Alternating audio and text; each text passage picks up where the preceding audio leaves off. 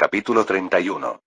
El amanecer despunta sobre las escarpadas colinas de Moria, proyectando una tenue sombra sobre las tropas en marcha. El rítmico repiqueteo de los cascos y el constante paso de las botas resuenan en el polvoriento camino. Flores silvestres salpican el paisaje, un marcado contraste con la sombría determinación grabada en los rostros de los soldados. Constantino cabalga a la cabeza de la columna, con la mirada fija en el horizonte, donde aguarda la distante silueta del muro Examilión. Su cabello oscuro se refleja en la brisa matutina. Tras él, Tomás espolea a su caballo, acercándose a su hermano. Con algunos años menos, Tomás posee un vigor juvenil y una mirada penetrante y observadora. Los hombres parecen cansados, observa, mirando hacia atrás a la columna de tropas, algunas de las cuales son, sin duda, reclutas recién llegados. Constantino asiente lentamente. Han marchado mucho y luchado con ahínco. Muchos son nuevos en esta vida. Granjeros, artesanos, jóvenes que deberían estar en casa. Pero tienen espíritu. Tomás frunce el ceño. El ánimo es bueno, pero el entrenamiento es mejor. Los otomanos no tendrán piedad porque nuestros soldados son inexpertos. Una leve sonrisa se dibuja en los labios de Constantino. Cierto. Pero recuerda, fue el espíritu que sostuvo a Constantinopla durante el último asedio, y es el espíritu que mantiene vivo al imperio, por frágil que sea. Tomás guarda silencio un momento, asimilando las palabras de su hermano. ¿Y qué hay del Examilión? ¿Crees que resistirá si Turán Bey regresa? La expresión de Constantino se ensombrece. Ya veremos. Cabalgan en un silencio contemplativo, con el peso de las preocupaciones no expresadas colgando entre ellos. Al coronar el ejército una última colina, la muralla examiliana aparece a la vista. Antaño una formidable barrera que se extendía a través del istmo de Corinto, ahora se encuentra en ruinas. Abruptas profundas marcan su longitud y la maleza brota entre las piedras desmoronadas. La brisa marina trae consigo el olor a sal y descomposición. Los soldados murmuran entre sí, con la moral visiblemente quebrantada por la escena. Constantino desmonta, sus botas crujen sobre la grava suelta al acercarse a un tramo derrumbado de la muralla. Pasa una mano enguantada por las piedras erosionadas, con la mandíbula apretada. Tomás se une a él, recorriendo con la mirada las destartaladas fortificaciones. Es peor de lo que imaginaba, dice en voz baja. Esta muralla no podría detener a una banda de ladrones tan decidida, y mucho menos a un ejército otomano. Tras ellos, se acerca el capitán Andreas. Alto y de hombros anchos, su presencia inspira respeto. La cicatriz en su mejilla izquierda, recuerdo de batallas pasadas, realza su rostro rudo. Déspotas, los saluda con un respetuoso asentimiento. Los hombres están inquietos. Viendo el muro así, Constantino se vuelve hacia su fiel capitán. Lo sé. Necesitamos recuperar su confianza, así como el muro. Tomás se endereza. Deberíamos empezar las reparaciones de inmediato. Necesitaremos albañiles, obreros, cualquiera que pueda levantar una piedra. Y deberíamos instalar cañones en puntos clave. Es nuestra primera línea de defensa. El capitán Andreas asiente. Puedo enviar jinetes a las aldeas cercanas y pedir trabajadores y suministros. Pero llevará tiempo. Constantino y Tomás se alejan de los soldados reunidos cerca del muro Examilión, adentrándose en una zona apartada junto a un grupo de árboles. Están lo suficientemente cerca como para oír el lejano ruido de las armaduras y el murmullo de las tropas, pero aquí, a la sombra, el silencio los oprime como un peso tangible. La expresión de Tomás es expectante, aunque sus ojos revelan un destello de inquietud. Constantino se remueve, cruzando los brazos, ordenando sus pensamientos. ¿Recuerdas el día que salimos de Calabrita? Empieza con cuidado. Tomás asiente, frunciendo el ceño. La mañana después de mi boda. Estaba muy animado, ¿por qué? La mirada de Constantino se pierde en el horizonte, recordando aquel tenso viaje a casa.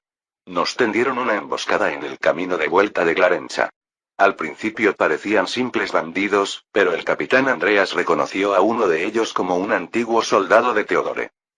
El rostro de Tomás se congela, la sorpresa se desvanece antes de convertirse en ira.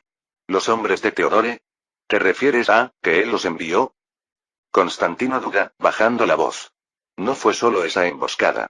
Había indicios incluso antes de que partiéramos para tu boda. Unos meses antes, un monje se había unido para trabajar en las imprentas, hasta que un día lo sorprendieron preparándose para provocar un incendio. Teófilo Dragas lo interrogó. ¿Lo recuerdas? Un pariente nuestro que ahora trabaja para mí le encontró un Komboskini en la mano, procedente de uno de los monasterios de Mistra. Tomás apretó la mandíbula y apretó los puños. ¿Los antisindicalistas? Murmuró. Sí, confirmó Constantino. El monje provenía de uno de los monasterios bajo la influencia de Teodoro. Ambos sabemos qué opina de la unión con Roma. Considera nuestros esfuerzos los de Juan una traición. La expresión de Tomás se endurece. Se ha vuelto fanático. Si tanto odia el sindicato y las Biblias latinas, podría haberte confrontado abiertamente. ¿Pero sabotaje? ¿Enviar asesinos? Constantino suspira, mirando hacia la bulliciosa muralla. Esperaba que todo terminara con ese monje. Pensé que tal vez Teodoro entraría en razón.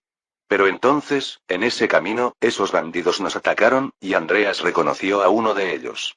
Ya no hay duda. Teodoro está trabajando contra nosotros, en más de un sentido. ¿Y me ocultaste esto? Preguntó Tomás, girándose para encarar a su hermano. Sus ojos brillaban de dolor y traición. Porque no quería convertir tu boda en un momento de sangre y recriminaciones, responde Constantino con voz grave. Era un momento de esperanza para todos, para ti. Y pensé que tal vez podríamos resolver esto con Teodoro discretamente, sin convertirlo en un conflicto abierto. Pero me equivoqué. Tomás negó con la cabeza, y se le escapó una risa amarga. ¿Resolverlo en silencio? ¿Crees que hombres como nuestro hermano Teodoro entienden la razón? Este es el mismo hombre que, no hace muchos años, hablaba de hacerse monje, de retirarse de todo esto, se burló. Ahora lo impulsa el odio a los latinos y su obsesión por el poder. Ha ido tan lejos que si está dispuesto a sabotear tus esfuerzos, enviar a sus hombres a emboscarte, hará lo que sea para preservar su estatus. Tomás hizo una pausa, y su mirada se ensombreció al apartar la vista. ¿Qué le pasó a ese hombre, Constantino? ¿Al hermano que solo quería paz? Ahora se aferrará a la autoridad que tenga, y no le importará quién sufra por ello. Constantino suspiró, sintiendo el peso de las palabras de Tomás. Lo sé. Sea lo que sea que creyera, ha cambiado. O tal vez solo ocultó esa ambición hasta ahora. Constantino continúa, con expresión a la vez cansada y resuelta. Créeme, ahora lo entiendo. El fanatismo de Teodoro le impide razonar, y no es el único. Los monasterios de los alrededores de Mistra comparten sus sentimientos, alimentados por el temor de que estemos abandonando la ortodoxia. La mirada de Tomás se vuelve calculadora y pregunta en voz baja. ¿Lo sabe John? No, el tono de Constantino es tajante. El apoyo de Juan a la unión solo enfurece aún más a Teodoro. Además, está demasiado lejos en Constantinopla como para intervenir directamente en las disputas de Morea, al menos por ahora. Esto es algo que tendremos que afrontar nosotros mismos. Tomás exhala, flexionando las manos con energía incansable. Así que, llegamos a esto. Estamos aquí, preparando nuestras defensas contra los otomanos, y nuestro propio hermano amenaza con destrozarnos desde dentro. Sí, responde Constantino en voz baja, mientras el peso de la verdad los abrumaba. Quería evitar este tipo de confrontación, sobre todo ahora. Pero con las intrigas de Teodoro amenazando no solo mi vida, sino también nuestro frente unido, ya no puedo ignorarlo. Necesito que lo entiendas, Tomás. Ha llegado su hora, pero debemos ser estratégicos. Tomás sostuvo la mirada de Constantine, su ira atenuada por una sombría comprensión. Lo entiendo, hermano. Y estoy contigo. Pero Teodoro no se detendrá. Está demasiado consumido por su odio. Al final, deberá responder por esto, o su veneno se extenderá por toda Morea. Dentro de la tienda del Consejo de Guerra, el aire estaba impregnado de un intenso aroma a cera y pergamino. Constantine, Tomás, el capitán Andreas y George Frances estaban de pie alrededor de una mesa repleta de mapas y pergaminos. La luz parpadeante de la lámpara proyectaba sombras cambiantes sobre sus rostros, reflejando las incertidumbres que afrontaban. Nos acosan amenazas por todos lados, comenzó Constantino con voz firme. Los otomanos nos presionan desde fuera, Teodoro nos debilita desde dentro y nuestras defensas están debilitadas. Necesitamos un plan decisivo. Hace una pausa, mirando a los demás antes de volver la vista hacia Tomás. Primero, fortificamos la muralla examiliana. Su importancia estratégica es demasiado grande como para pasarla por alto. Es nuestra principal defensa contra las incursiones otomanas, y no pienso dejarla tan expuesta otra vez. Más que eso, es un símbolo de unidad, una responsabilidad que compartimos como hermanos paleólogos. Repararla demostraría nuestra fuerza a los otomanos, a nuestro pueblo e incluso a Juan en Constantinopla. George Spranches asiente pensativo. Reforzar el muro examiliano es esencial. Sin él, no resistiremos otro ataque otomano si regresan. Constantino se vuelve hacia Tomás con expresión firme. Tomás, necesito que te quedes aquí y supervises las reparaciones. Este muro es crucial.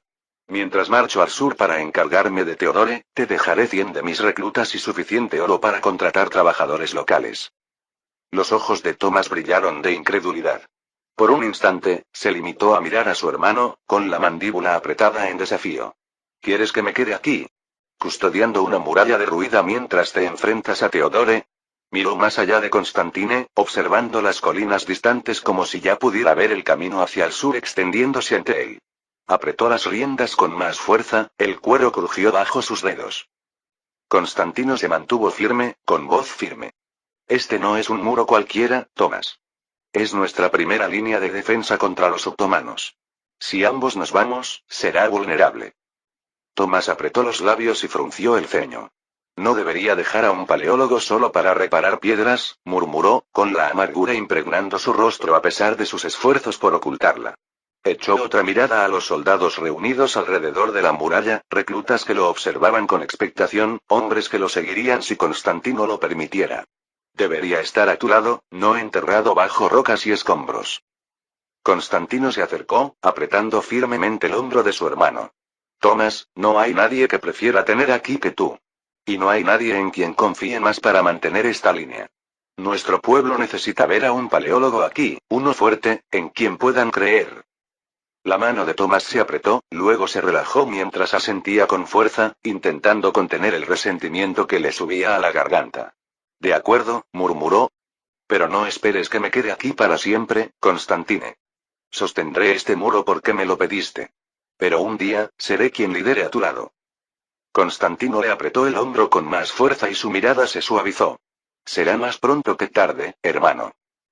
Dirigiéndose al capitán Andreas, el tono de Constantino se vuelve pensativo. Pero necesitamos más que fortificaciones. Como ya comentamos, necesitaremos más tropas para asegurar Moria a largo plazo. Intentaremos reclutar hombres mientras marchamos hacia Mistra. Andreas, siempre pragmático, asiente.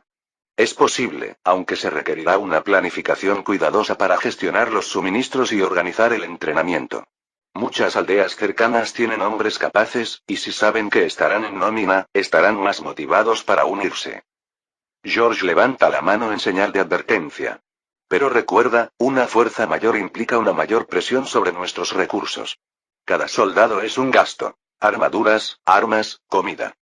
Tendremos que racionarlos con cuidado. Constantino asiente, reconociendo el punto. Tendremos que arreglárnoslas con lo que tenemos, pero una fuerza mayor nos da la flexibilidad para actuar con decisión a largo plazo. Desvía la mirada hacia el sur, con el rostro endurecido mientras considera su próximo movimiento. Lo que nos lleva de vuelta a Teodore. No hay tiempo que perder. Marcharemos mañana. Se hace un silencio tenso, cada hombre contemplando los riesgos de luchar contra su familia. La voz de George es cautelosa al hablar. Atacar Mistras no es una decisión fácil, Constantino. Esto no es solo una batalla. Es una declaración. Si John se entera, podría interpretarlo como una agresión contra tu propia sangre. Constantine entrecierra los ojos. No es una decisión que tome a la ligera, George. Pero Teodore no nos ha dejado opciones. El capitán Andreas avanza con el ceño fruncido. Mistra está fuertemente fortificada. Teodoro la defenderá con fiereza si comprende nuestras intenciones. ¿Estás seguro de que nuestros cañones de campaña serán suficientes? La voz de Constantino es firme. Los cañones de campaña no son ideales para un asedio, pero son nuestra mayor ventaja. Si atacamos un solo punto débil, quizás las puertas, podríamos abrirnos paso antes de que Teodoro pueda organizar sus defensas. Y recuerda, nunca se ha enfrentado a cañones en batalla. Podría darnos el factor sorpresa. Se hace un silencio tenso mientras cada hombre considera lo que está en juego. Finalmente, el capitán Andreas habla con tono decidido. Seguiremos tus órdenes, déspota. Moria ha esperado demasiado para alcanzar la estabilidad. Es hora de asegurarla. Entonces está decidido. Partiremos al amanecer, respondió Constantino. El campamento se movía con determinación bajo la tenue luz del amanecer. El frío del amanecer impregnaba el aire, y una fina niebla se cernía sobre las colinas de Moria. Los soldados se movían en silencio, apilando cajas de provisiones, comprobando armas y murmurando mientras se preparaban para la partida del día.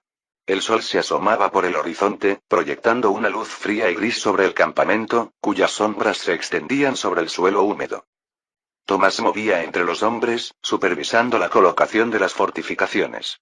Se detenía junto a cada atalaya, ofreciendo palabras firmes a los jóvenes reclutas ya apostados allí. Su presencia reforzaba su determinación al amanecer.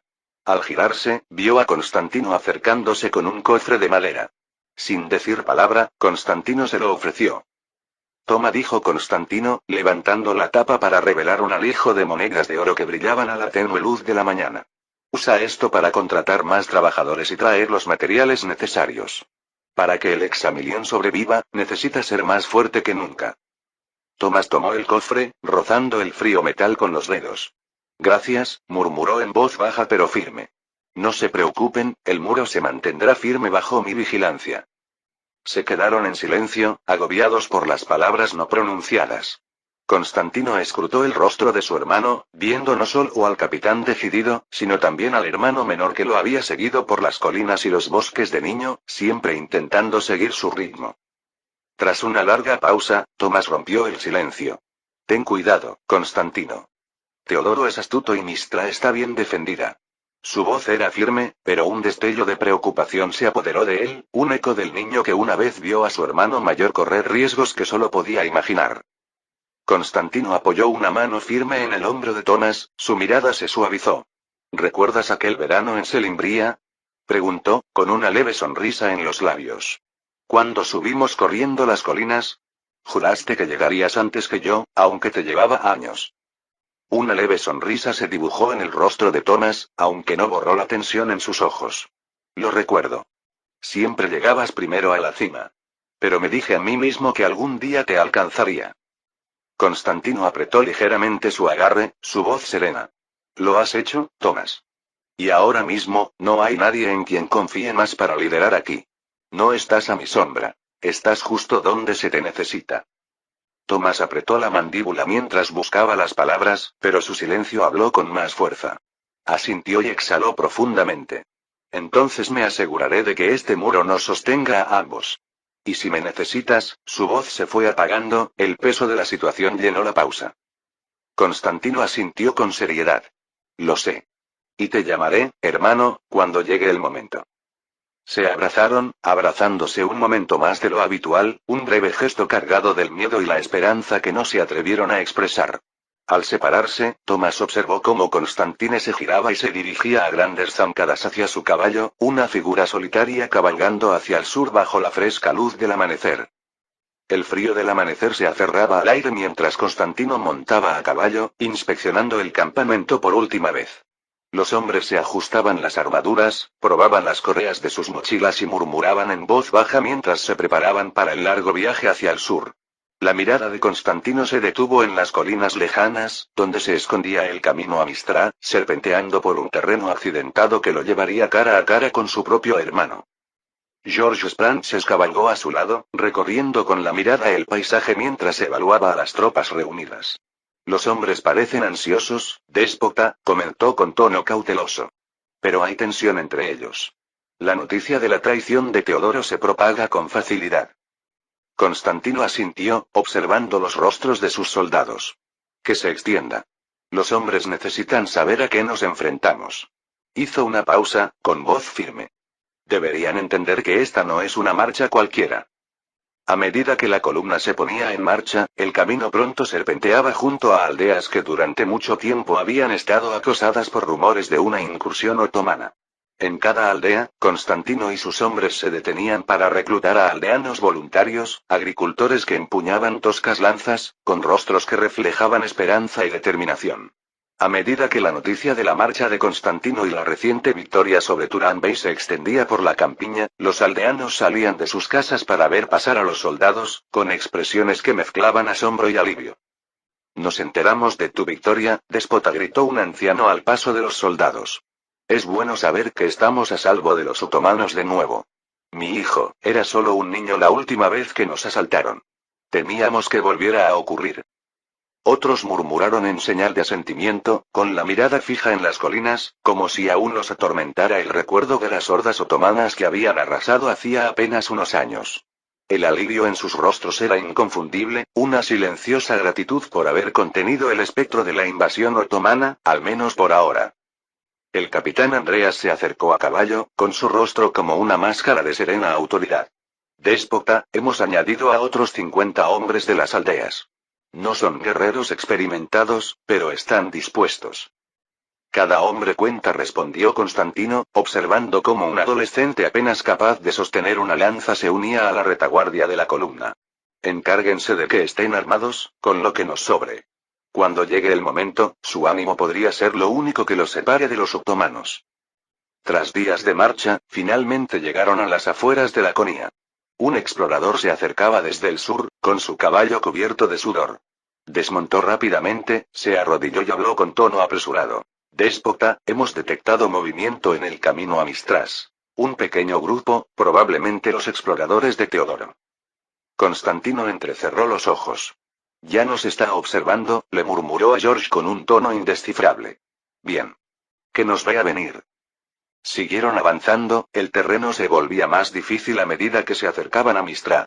Las colinas se alzaban, proyectando sombras oscuras sobre el camino a medida que ascendía el sol. La tensión latía entre los hombres, y el silencio solo era roto por el constante batir de cascos y el susurro de las armaduras. Cada paso los acercaba a la fortaleza de Teodoro, donde Constantino sabía que les aguardaba un enfrentamiento. Cerca del anochecer, llegó otro explorador con voz apremiante.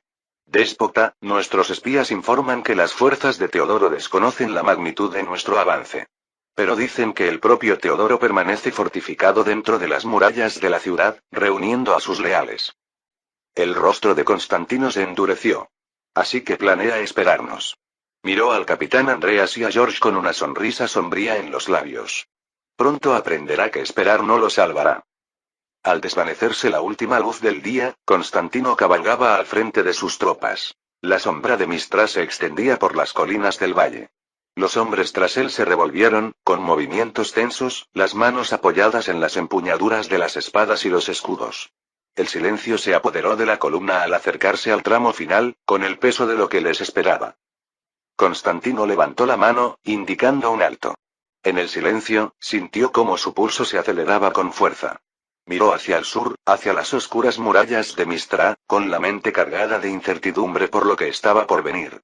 En ese instante, el cielo pareció oscurecerse, las nubes se acumularon como si el firmamento mismo estuviera observando. Sin volverse, habló. Su voz era un murmullo que se extendió entre los hombres a su lado. Esta noche acamparemos aquí. Mañana nos enfrentaremos a mi hermano. Mientras los hombres empezaban a acampar, Constantino permaneció a caballo, observando las lejanas murallas de Mistra. La expectación de la batalla zumbaba en el aire, cargada de la promesa de sangre y traición. En la creciente oscuridad, su mirada se agudizó, inflexible. Y cuando cayó la noche, el tenue destello de una antorcha apareció en las murallas de Mistras, un reconocimiento silencioso de la llegada de un ejército y el comienzo de un ajuste de cuentas. Capítulo 32. La luz del amanecer se filtraba entre los edificios de ladrillo mientras Michael paseaba por Bedford Avenue, con el frío matutino rozándole la cara. Williamsburg despertaba lentamente. Los cafés y las boutiques empezaban a abrir, y un ligero olor a pan recién horneado llegaba desde una panadería al otro lado de la calle. Michael se desvió hacia su cafetería favorita, un rincón acogedor entre una galería de arte y una tienda de discos vintage. El barista, un joven con gorro de lana y una sonrisa amable, lo saludó. «Buenos días, Michael.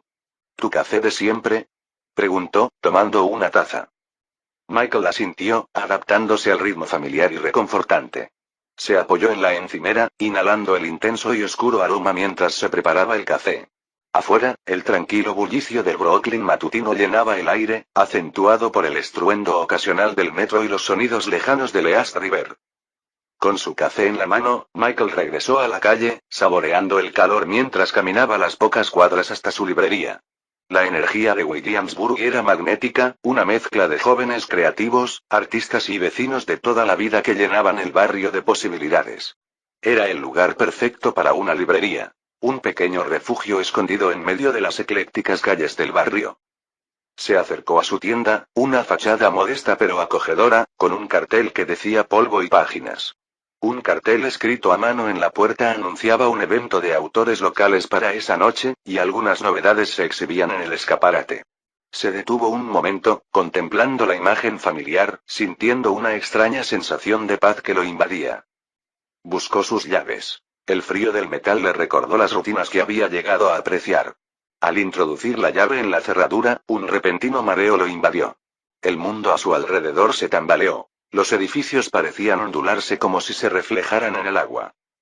Constantino, gritó una voz, interrumpiendo el ruido ambiental de la ciudad. El nombre resonó en lo más profundo de su ser, cada sílaba vibraba como un diapasón. Michael parpadeó, con la vista borrosa. El lejano sonido de las bocinas y el murmullo de los madrugadores se apagaron, reemplazados por un silencio inquietante. Constantino. Repitió la voz, ahora con más urgencia. La tranquila mañana de Brooklyn se desvaneció, desvaneciéndose como la niebla. Su corazón se aceleró al sentir desaparecer el calor de su café. En su lugar, llegó la sensación áspera de una manta áspera y los suaves aromas terrosos de una tienda militar. Parpadeó, con el cuerpo tenso, y se dio cuenta de que estaba tumbado en un saco de dormir en la penumbra, con la familiar calidez de Williamsburg reemplazada por el frío amanecer de otro mundo. Déspota Constantino, repitió la voz, ahora más aguda. Michael o Constantine, como era ahora, se despertó de golpe y la niebla del sueño se disipó para revelar a George Sprances, su consejero de confianza, de pie en la entrada de la tienda. El frío del amanecer se aferraba al campamento mientras Constantino se despertaba al oír la voz de Jorge fuera de su tienda. El penetrante aroma a madera quemada de las hogueras moribundas de la noche se mezclaba con la tierra húmeda, anclando su presencia en el presente. Déspota, un mensaje de Teodoro, anunció Jorge al entrar. Le entregó a Constantino una carta doblada, con el sello aún intacto. Al desplegar el pergamino, Constantino repasó con la mirada las breves palabras de Teodoro. Retira tus fuerzas, Constantino. Como déspota de Morea, exijo tu obediencia. La ira bullía en su interior, pero la dejó calmarse antes de responder. La arrogancia de Teodoro era esperable. No importaba. Seguirían adelante. George gritó tras una pausa, con voz firme. Prepara una respuesta. Dile a Teodore que si se rinde, lo perdonaré. Pero deja claro que conozco a los asesinos que envió. Su traición tendrá su merecido, de una forma u otra. George asintió, con expresión sombría pero resuelta, y desapareció de la tienda. Apenas había amanecido cuando se percibieron las primeras señales de movimiento en el campamento. Los soldados se despertaron, poniéndose sus armaduras y preparando sus armas mientras Constantino emergía, con su figura imponente y robusta contra la gris mañana. A su lado caminaba el capitán Andreas, su leal y curtido oficial, con la mirada escudriñando el paisaje con la confianza tácita de un guerrero experimentado. Empezaremos por asegurar el perímetro, le indicó Constantino a Andreas mientras inspeccionaban el terreno entre su posición y la ciudad. No es ideal con nuestros números, pero es esencial. Su mirada se desvió hacia el sendero que conducía a las murallas, las empinadas laderas salpicadas de riscos y rocas, un terreno que dificultaría el movimiento de la artillería. Lo conseguiremos, déspota, respondió Andreas con voz firme.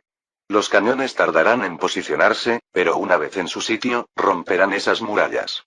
Sin embargo, añadió, los manantiales de Mistras impiden que cortarles el suministro de agua. La mirada de Constantino se detuvo en las torres distantes. Si Teodoro no se rinde, lo debilitaremos desde dentro. Que nuestros hombres griten promesas de un salvoconducto para quienes depongan las armas. Y que se les deje claro que no se hará daño a los civiles. Deben saber que estamos aquí por Teodoro, no por ellos. Usa esto para debilitar su lealtad. A medida que el sol ascendía, comenzaron a oírse gritos desde varios puntos del campamento. Los soldados de Constantino, estratégicamente ubicados, gritaban hacia las murallas de Mistra, ofreciendo clemencia a quienes desertaran. Una promesa de seguridad y provisiones si abandonaban a Teodoro. Los días transcurrieron en un tenso silencio, y cada hora aumentaba la presión en torno a Mistra. No llegaba ninguna noticia de Teodoro, y Constantino sabía que era solo cuestión de tiempo antes de que se le agotara la paciencia. La mañana del ataque, el aire estaba sumido en una quietud sobrenatural. Constantino se encontraba ante las filas de hombres, y su voz atravesaba el silencio. Hoy, atravesaremos las puertas de Mistra. Para los que están al frente, continuó con la mirada firme, son mi escudo. Golpear con fuerza y continuo, pero perdonar a quien se rinda. Y al primero que entre en la ciudad, añadió, alzando la voz, le espera un ducado de oro, una recompensa por su valentía en la batalla. Un murmullo de entusiasmo recorrió las filas, endureciendo su determinación. Constantino les sostuvo la mirada un instante más y luego alzó la espada. A la puerta. Ordenó. La promesa de oro y gloria avivó sus gritos mientras avanzaban hacia la refriega. El día del asalto comenzó bajo un cielo gris y apagado, con densas nubes que se cernían como testigos de la violencia que estaba a punto de desatarse. Los 10 cañones clase Dracos de Constantino e imponentes máquinas de destrucción habían sido desplegados con esmero al amanecer. Cada uno estaba estratégicamente posicionado para dirigir su fuego hacia la puerta central de la ciudad baja de Mistras, un portal de madera reforzado con hierro. Los defensores en la cima, apenas visibles, se apresuraron a prepararse para la inevitable descarga. Constantino, envuelto en su armadura, se encontraba en lo alto de una pequeña colina justo detrás de la línea de artillería, con la mirada fija en la puerta a lo lejos. Podía sentir la anticipación, la energía tensa y electrizante que recorría a sus hombres mientras lo esperaban esperando la señal. Su voz resonó por encima del murmullo de los soldados. Fuego. Con eso, el primer cañón cobró vida con un rugido, levantando una nube de humo y polvo en el aire matutino mientras su disparo se dirigía hacia la puerta. El impacto resonó por las colinas, un golpe sordo y profundo, mientras la madera se astillaba y el hierro resonaba. El disparo impactó alto, impactando contra la pared justo encima de la puerta, provocando una lluvia de astillas de piedra. Pero la puerta misma resistió. Uno tras otro, cada cañón disparó en secuencia, sus rugidos resonando como los gruñidos de 10 bestias ancestrales. Con cada disparo, una densa nube de humo comenzó a asentarse sobre la línea de artillería, arremolinándose alrededor de los soldados que se apresuraban a recargar las enormes armas. La recarga era ardua y minuciosa. Tardaba casi 5 minutos en empacar la pólvora, cargar los perdigones y colocar la espoleta de cada cañón. Cada 2 descargas, las tripulaciones hacían una pausa para dejar enfriar los cañones, con los cañones peligrosamente calientes por el fuego incesante. Estos descansos eran breves pero esenciales. Sin ellos, el calor podía deformar los cañones o provocar fallos de disparo. Aún así, las tripulaciones trabajaban metódicamente, sin inmutarse, con la vista fija en su tarea, moviéndose con el ritmo experto de hombres que conocían los riesgos y querían cumplir con su tarea. Tras las primeras descargas, la mirada de Constantino se agudizó al observar los cambios en la puerta. Algunos refuerzos de hierro estaban doblados hacia adentro, y las grietas se extendían como telarañas por los muros. Se giró hacia Andreas, que estaba a su lado con la misma intensidad en la mirada. Concentren las siguientes rondas en la madera central de la puerta, ordenó Constantino. Derríbenla primero. En cuanto empiece a ceder, las demás seguirán. Los cañones ajustaron sus ángulos, bajando los cañones ligeramente. La siguiente descarga impactó con mayor precisión, impactando directamente en los paneles de madera, y las astillas volaron por los aires como flechas afiladas. Los soldados en las murallas intentaron protegerse los ojos, agachándose mientras el brutal asalto continuaba. Cada impacto hacía temblar la puerta, debilitándola poco a poco. Pero era un trabajo lento. Cada disparo parecía asestar un pequeño y desafiante mordisco a la puerta, y cada vez, la puerta resistía obstinadamente. Pasaron horas en este ciclo incesante de truenos y humo, con el olor a pólvora quemada impregnando el aire, mezclándose con el aroma a tierra húmeda y sudor. El suelo bajo los cañones estaba cubierto de fragmentos de madera carbonizada y piedra rota, testimonio de las horas de fuego continuo. Constantino veía a sus hombres cansarse, con los brazos pesados por cargar las pesadas balas de cañón, y las caras manchadas de mugre y sudor. Aún así, seguían adelante. Cerca del mediodía, un disparo impactó directamente en el punto más débil de la puerta, atravesando tanto la madera como el hierro. Un temblor recorrió la puerta al tiempo que parte del muro de piedra que la cubría comenzaba a derrumbarse. Polvo y escombros cayeron de la portería, y varios defensores en lo alto de la muralla retrocedieron a gatas, agarrándose unos a otros mientras el parapeto cedía en algunos puntos. Otra ronda. Concentren el fuego en esa brecha. Gritó Constantino, y su voz se oyó en medio del estruendo de la batalla. Los cañones retumbaron de nuevo, sus disparos desgarrando la madera fracturada, ensanchando la brecha con cada impacto. Finalmente, tras horas de asedio, la puerta crujió bajo su propio peso. La madera astillada se agrietó y se hundió hacia adentro. El resto del muro que la cubría se derrumbó, lanzando una cascada de piedra sobre la puerta, rompiéndola por fin. Una ovación se elevó entre los soldados de Constantino, reunidos a lo largo de la línea de artillería, observando cómo el implacable castigo finalmente daba sus frutos. La puerta yacía maltrecha y rota, apenas colgando de sus goznes de hierro, con la brecha lo suficientemente ancha como para atravesarla. Sin dudarlo, Constantino alzó su espada con voz feroz y autoritaria. A la puerta. Adelante. Sus oficiales transmitieron la orden a lo largo de la línea, y con un grito unificado, los soldados se lanzaron hacia la puerta fracturada, con sus pasos resonando en el suelo mientras se preparaban para asaltar la ciudad. Los cañones quedaron en silencio, sus cañones aún ardían mientras los hombres de Constantino, con las espadas en alto y los escudos preparados, se precipitaban hacia la brecha. Al amparo de los pirbelos, la primera línea cargó, con espadas y escudos en alto, y sus gritos de guerra chocaban con los gritos de pánico de los defensores en las murallas. Humo y llamas emanaban de las unidades pirbelos al disparar, lanzando ráfagas de metralla y pólvora ardiente sobre las cabezas de los defensores, dispersándolos en la confusión. El denso y acre olor a pólvora impregnaba el aire, mezclándose con el hedor metálico de la sangre y el olor terroso de la tierra removida. Al frente de la carga, un joven espadachín llamado Trifón se lanzó hacia adelante con el corazón palpitante. Este era su primer asalto, pero su entrenamiento le había enseñado la disciplina para reprimir el miedo. Mantuvo la mirada fija en la puerta violada que tenía delante, sin apenas notar cómo las flechas se clavaban en el suelo y se incrustaban en los escudos a su lado. A su derecha, Polidoro, un soldado veterano que había estado con Constantino durante años, alzó su propio escudo maltrecho contra la lluvia de flechas y proyectiles que caían desde arriba. Aunque sus movimientos eran aguerridos y serenos, sus ojos brillaban con la emoción de la batalla. Los rugidos de los pirbelos a sus espaldas resonaban en sus oídos mientras avanzaba, sintiendo las reverberaciones a través del suelo. La puerta se acercaba, sus restos destrozados colgando en ángulos extraños. Trifón se aferró a su escudo, con los músculos tensos cuando una flecha se estrelló contra él con un golpe sordo, astillando la madera. Apretó los dientes y se abalanzó hacia adelante, metiéndose por la abertura de la puerta. El caos aguardaba al otro lado. Una línea de soldados enemigos formaba una barrera desesperada, blandiendo sus lanzas y espadas para repeler a los atacantes. Trifón apenas tuvo tiempo de registrar los detalles cuando un defensor se abalanzó sobre él, con el escudo en alto y su lanza apuntando directamente al pecho de Trifón. Trifón se giró hacia un lado, sintiendo el silbido del aire cuando la lanza lo rozó, y luego blandió su espada en un arco rápido. Su hoja golpeó el escudo del enemigo, haciéndole retroceder. En un rápido ataque, Trifón arremetió, atravesándole el costado y derribándolo al suelo.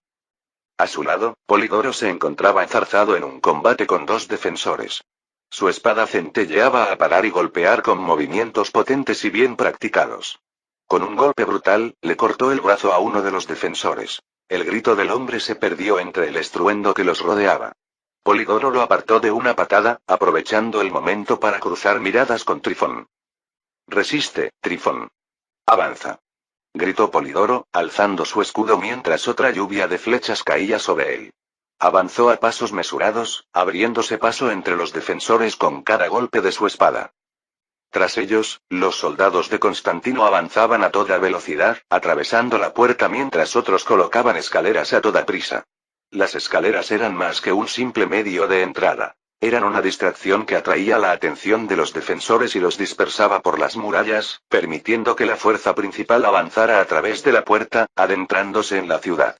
El plan de Constantino se desarrollaba según lo previsto, y el incesante martilleo del pirbelos desde el exterior mantenía a los defensores con la cabeza gacha. Pero los defensores de Mistras lucharon con férrea determinación, desesperados por mantener su ciudad. El paso a través de la puerta se convirtió en un brutal cuello de botella, y el movimiento se volvió difícil mientras los soldados de ambos bandos se enfrentaban en un cuerpo a cuerpo. Las espadas rozaban las armaduras, y los gritos de los heridos y moribundos se mezclaban con el rugido del combate.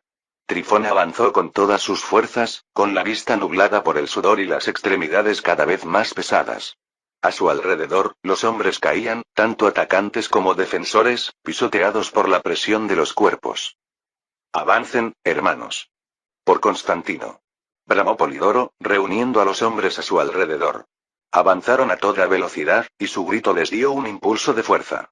Con un último y poderoso empujón, rompieron la línea enemiga, extendiéndose desde la puerta hacia las calles más amplias de la ciudad baja. Pero el precio había sido alto. Mientras los hombres de Constantino se dispersaban, asegurando las calles y despejando los focos de resistencia restantes, se encontraron pisoteando los cuerpos de sus camaradas caídos.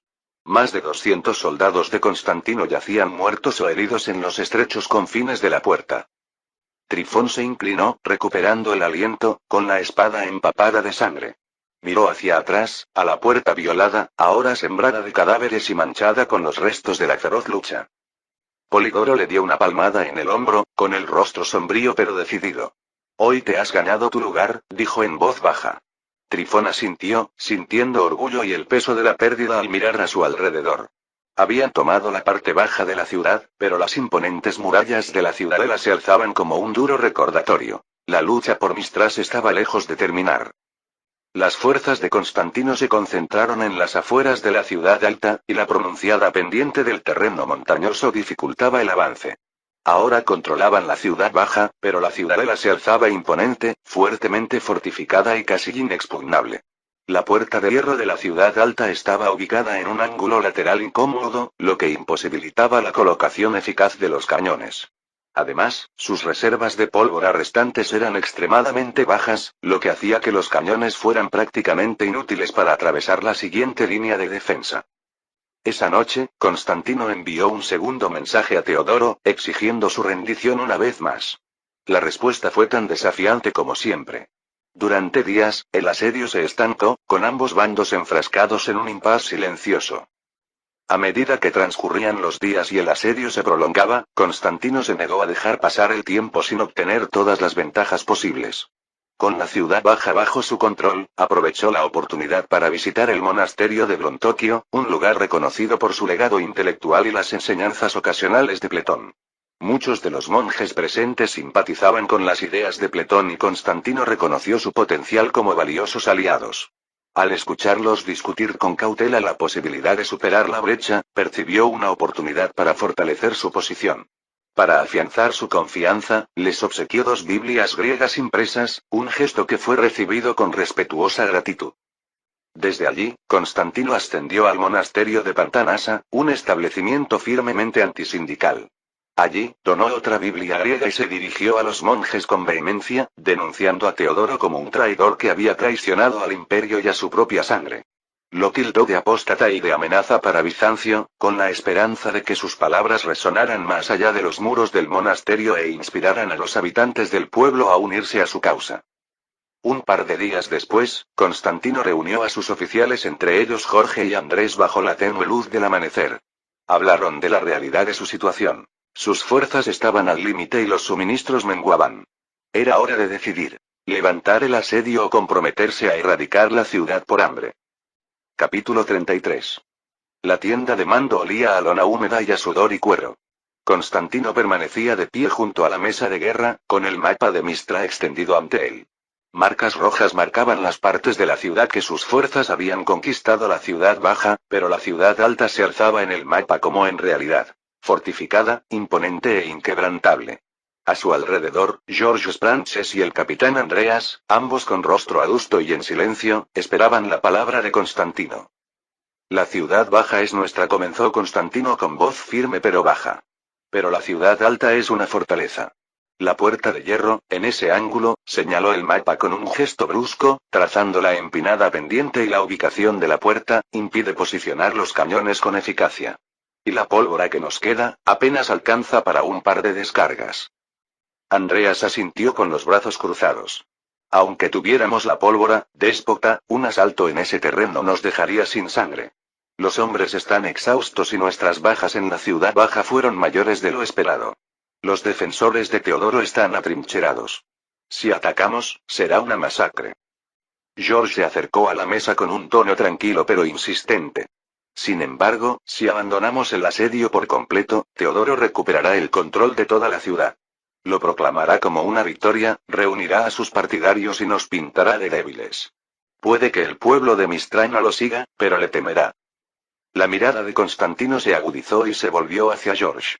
El pueblo sabe que no es un salvador. Ya se lo hemos demostrado. Nos vieron curar a sus heridos, compartir nuestra comida y regalar a sus monasterios las primeras Biblias griegas impresas. Han visto misericordia de nuestra parte. Justicia. La traición de Teodoro no es ningún secreto. Y esa buena voluntad puede ser nuestra ventaja, respondió George, asintiendo. No podemos conquistar la ciudad alta por la fuerza, al menos no con un asedio prolongado para matarlos de hambre. Pero si nos retiramos, podemos controlar la narrativa. Que la gente sepa que regresaremos más robustos, con la traición de Teodoro aún fresca en sus mentes. Andreas se apoyó en el borde de la mesa con expresión firme. Si levantamos el asedio ahora, déspota, no será una retirada, sino una reagrupación. Regresaremos a Glarenza, reuniremos más recursos, fortificaremos la muralla examiliana y nos prepararemos para lo que viene de los otomanos. Teodoro puede conservar Mistra por ahora, pero sus suministros son escasos y no le resultará fácil recuperarse. Pero se recuperará, dijo Constantine, con la voz áspera por la frustración. Se apartó de la mesa y paseó de un lado a otro por el pequeño espacio.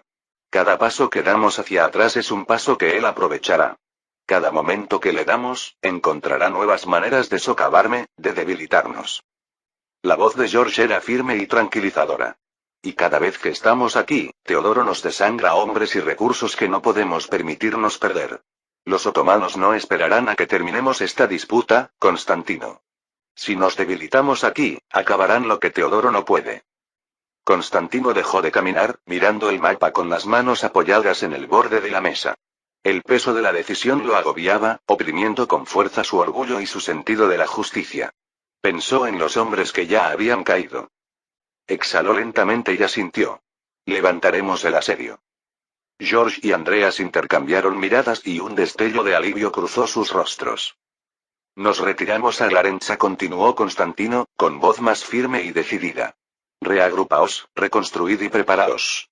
La muralla examiliana debe ser nuestra máxima prioridad, y debemos reabastecer nuestras reservas. Informad a los hombres. Dejad claro que esto no es una retirada. Es una estrategia. Teodoro puede tener su ciudadela, pero no la conservará por mucho tiempo. Andreas saludó y salió de la tienda para transmitir las órdenes. George se quedó un momento, colocando una mano sobre el hombro de Constantino. Has tomado la decisión correcta, déspota. A veces, la victoria más sabia es la que se retrasa. Constantino asintió brevemente, pero no dijo nada. Tenía la vista fija en el mapa. Su mirada se posó en la ciudad alta, con su puerta de hierro burlándose de él con su desafío. Disfruta de tu tiempo prestado, Teodoro murmuró en voz baja. No durará mucho. La mañana era tranquila cuando el ejército de Constantino comenzó su partida de Mistra. El rítmico repiqueteo de los cascos y el crujido de las ruedas de los carros resonaban por el valle. Los soldados avanzaban con fatigada determinación. Los estandartes del águila romana ondeaban en el aire fresco, símbolo de resiliencia. Constantino cabalgaba a la cabeza de la columna, flanqueado por Jorge y Andrés, con la mente abrumada pero concentrada en el camino. La conquista de la ciudad baja le había proporcionado el control temporal de Mistra, pero la decisión de retirarse implicaba abandonarla al inevitable regreso de Teodoro. Constantino estaba decidido a aprovechar al máximo la marcha de regreso a Glarenza, reforzando su control sobre Moria en el camino. El sol de la tarde proyectaba largas sombras sobre las escarpadas colinas mientras las fuerzas de Constantino se acercaban a la pequeña ciudad de Beligosti. Lo que había sido una ciudad modesta pero fortificada en la época franca era ahora poco más que un asentamiento en ruinas aferrado a su pasado. En el extremo más alejado de la pequeña ciudad, un fuerte en ruinas se alzaba sobre una pequeña colina, con sus muros rotos y cubiertos de vegetación. El humo de las hogueras dispersas en el interior sugería una guarnición, aunque pequeña. Constantino detuvo su columna en una loma que dominaba la ciudad. Se giró hacia el capitán Andreas y George Sprances. Ambos cabalgaban a su lado. El fuerte apenas se mantiene en pie, comentó Constantino con tono mesurado. Pero es suficiente para que Teodoro lo use como punto de apoyo. No podemos dejarlo en sus manos. Andreas se inclinó hacia adelante en su silla, observando las defensas. Las murallas del fuerte están demasiado dañadas para resistir un asalto de verdad. Si nos movemos rápido, podemos abrumarlos antes de que se reagrupen. Constantino asintió. Lleven 300 hombres. Avancen por la ciudad con infantería mientras los pirbelos los cubren a distancia. Que dispongan fuego de contención para inmovilizar a los defensores. Que sea limpio y rápido. No podemos permitirnos pérdidas innecesarias. Andreas saludó, dando órdenes a los oficiales cercanos. Mientras las tropas formaban, Constantino se volvió hacia George. Una vez que el fuerte esté asegurado, quiero que se borre todo rastro de las fuerzas de Teodoro. No podemos permitir que este lugar vuelva a servirle. George inclinó la cabeza. Así se hará, déspota. Andreas guió a los 300 soldados de infantería por las estrechas calles de Beligosti, alzando los escudos mientras avanzaban en formación disciplinada. Tras ellos, los artilleros de Pirbelos preparaban sus armas. El destello de sus cañones reflejaba la luz del sol poniente. Para cuando las fuerzas de Andreas llegaron a la base de la colina, los defensores se habían reunido en el fuerte en ruinas, gritando órdenes e intentando bloquear las brechas en las murallas derruidas. Los pirbelos comenzaron a disparar, apuntando a la cima. Los disparos impactaron en las murallas derruidas, haciendo volar fragmentos de piedra y madera. Los defensores se atrincheraron tras la escasa cobertura que pudieron encontrar, con la moral visiblemente desplomada. Andreas dividió sus tropas en dos grupos, enviando a uno a escalar la colina del flanco izquierdo mientras el grueso avanzaba directamente por el sendero central. La subida era empinada pero corta, pues el estado ruinoso del fuerte ofrecía poca defensa real. En cuestión de segundos, se encontraban dentro de las murallas derruidas. La lucha fue rápida y brutal. Los pocos defensores, al darse cuenta de que escapar era imposible, lucharon con la desesperación de hombres acorralados, pero su desorganización selló su destino. El propio Andreas abatió al líder de la guarnición, un hombre corpulento que blandía una espada, mientras sus tropas arrasaban el fuerte. Los gritos de rendición pronto reemplazaron el estruendo del acero. Una hora después, Constantino entró a caballo en la ciudad. Los sonidos de la batalla fueron reemplazados por los suaves murmullos de los soldados que recogían el botín y atendían a los heridos. Los defensores capturados, menos de 2 docenas, fueron conducidos ante él en la plaza del pueblo. Se arrodillaron en fila, con el rostro manchado de tierra y miedo. Constantino desmontó. Su armadura relucía incluso en la penumbra. Caminó junto a la fila de prisioneros, con la mirada fría e indescifrable. Luchaste por Teodoro, dijo en voz baja pero firme. Y aún así, te dejó aquí para morir, escondido tras sus muros mientras sangrabas por su causa. Se volvió hacia Andreas. Desarmadlos. Perdonadles la vida, pero despedidlos con un mensaje. La rebelión de Teodoro está condenada al fracaso, y quienes luchen por él no hallarán gloria. Andreas saludó y comenzó a dar órdenes. Constantino se dirigió entonces a sus oficiales. Quemen el fuerte. Lo poco que queda de sus defensas no debe volver a caer en manos de Teodoro. Al anochecer, el fuerte en ruinas ardía en llamas, proyectando un resplandor inquietante sobre las colinas circundantes. Las tropas de Constantino habían conseguido todos los suministros posibles y desmantelado lo que quedaba de las defensas improvisadas de los defensores. Los habitantes de Beligosti, que salían cautelosamente de sus hogares, recibieron la seguridad de la protección de Constantino y se les indicó que informaran de cualquier movimiento de las fuerzas de Teodoro. A la mañana siguiente, mientras el ejército salía de la ciudad, Constantino cabalgaba a la cabeza de la columna, pensando ya en los desafíos que se avecinaban. La destrucción de Beligosti fue una pequeña victoria, pero cada paso adelante debilitaba el control de Teodoro sobre Morea. Adelante, hacia Caritena, le dijo a George con tono decidido. Hay que despojar a Teodoro de todo punto de apoyo al norte de Mistra.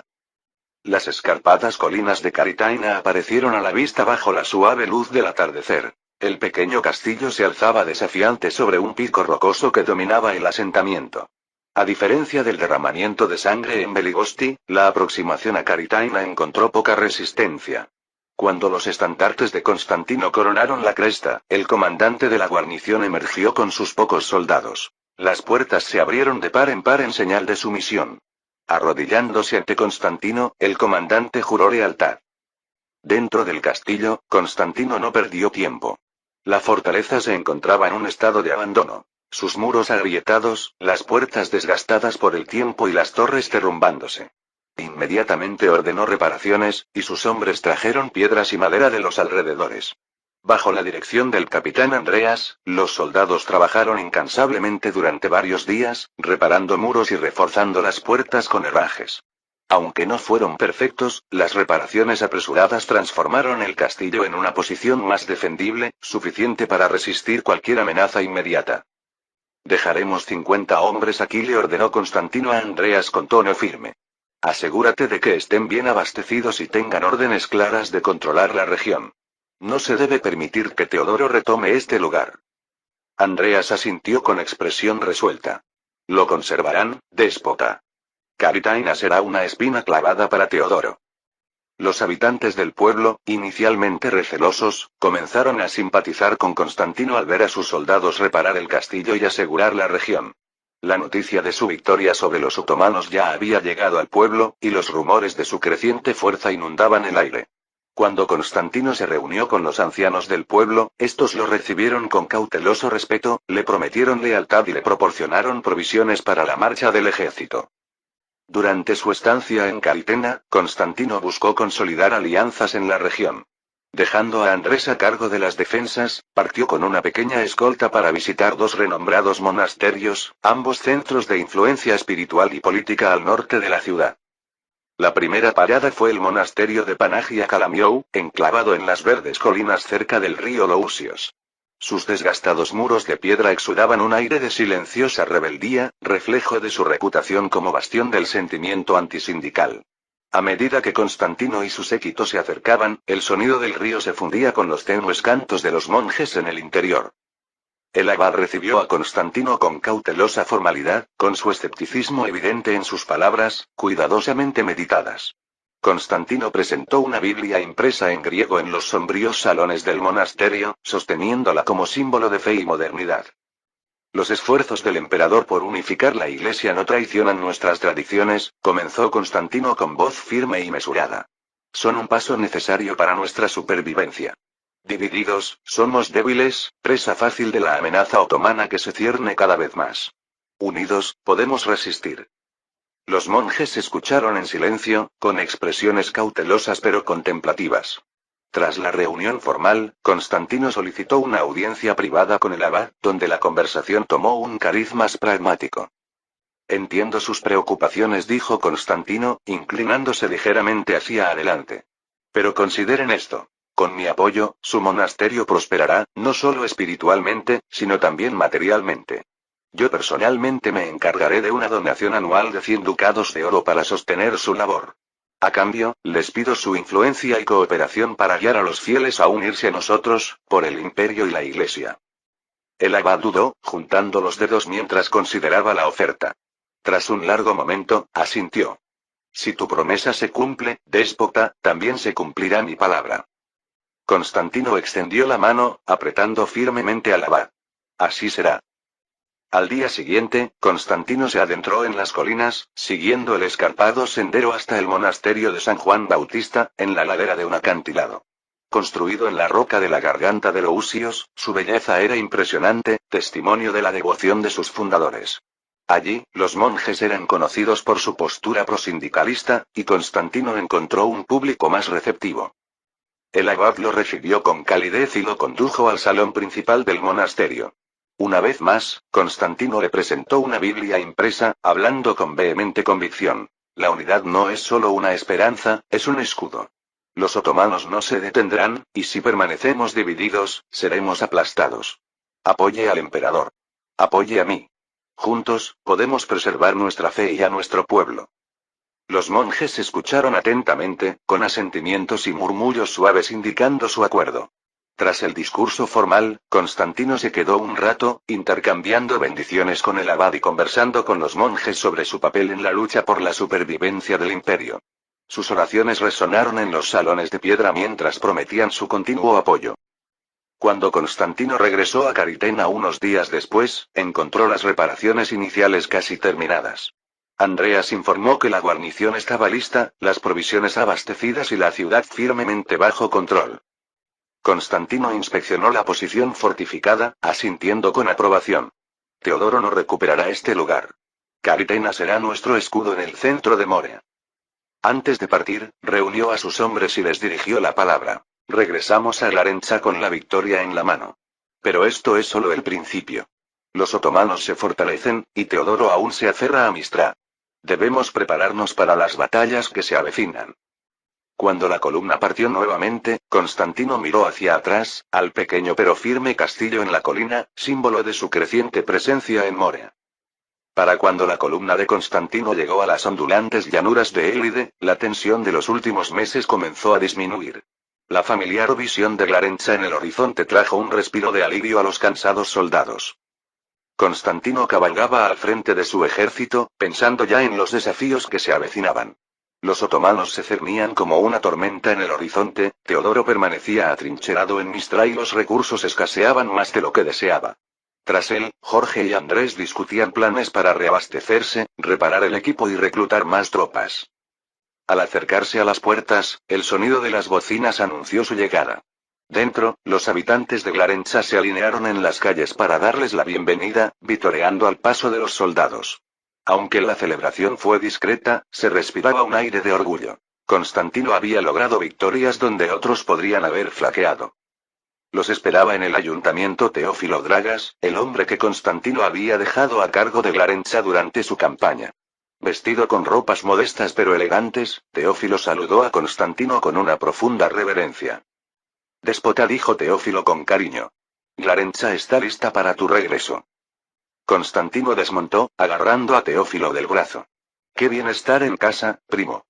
¿Cómo van los negocios? Fuerte, déspota, respondió Teófilo.